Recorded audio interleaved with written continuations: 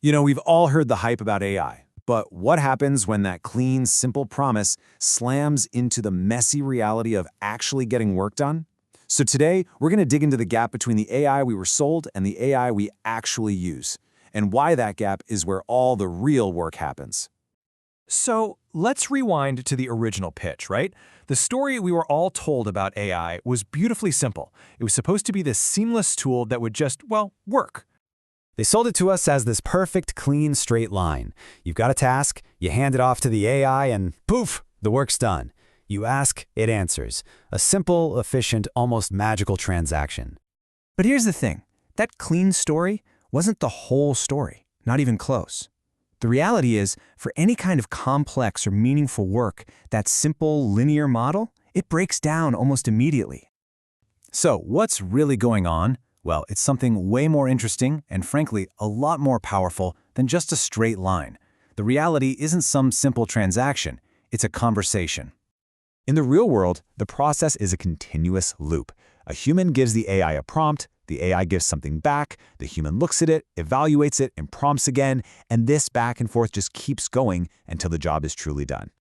And every single step in this loop adds critical value. This isn't a failure of the AI, it's just the nature of doing real work. You, the human, reframe the problem and add context.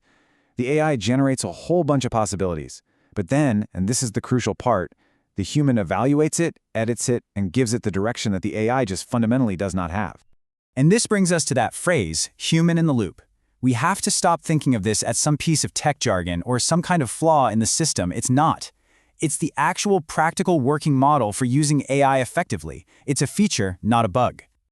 And this really gets to the heart of why the loop is so important. Look, an AI can generate text, it can write code, it can make an image, but it has no idea what matters. It has no taste, no strategy, no understanding of nuance. That stuff requires human judgment. An AI doesn't replace it, it just shines a giant spotlight on how vital that judgment really is. And listen, this isn't just some abstract theory. We can see this exact loop model playing out in the real world right now. Let's take a look at two completely different organizations that somehow arrived at the very same conclusion. So on one hand, you have Citigroup, right? A massive, heavily regulated bank. On the other, you've got Palantir, a defense and intelligence tech company. One is calm, corporate. The other is, well, pretty provocative and public. And yet, they both land in the exact same spot. For Citigroup, keeping humans in the loop isn't because the AI is still learning or something. It's a deliberate design choice. In a world with high risk and tight regulations, you can't just hand over the keys. Human oversight isn't a temporary patch. It's a permanent, built-in part of the system.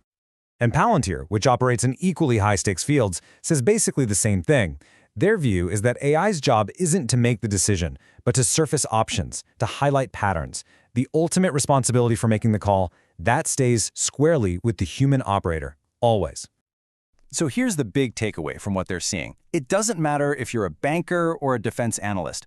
The truth on the ground is the same. In any system where decisions have real consequences, the human is not optional. The loop is absolutely unavoidable. So once we accept that the loop is just reality, it forces us to completely reframe how we think about AI and automation. And it kind of turns out we've been asking the wrong question all along. Now, this is such a powerful idea. As these systems get better and better at generating tons of output, the human judgment guiding them becomes exponentially more critical.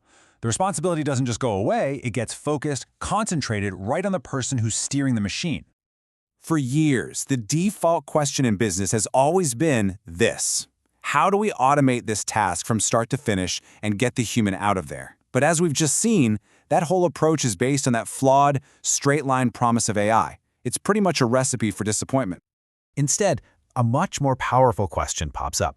It starts by acknowledging that human expertise is valuable, and it asks us to figure out where our judgment matters most, and then design systems to help us, to augment us at those exact moments.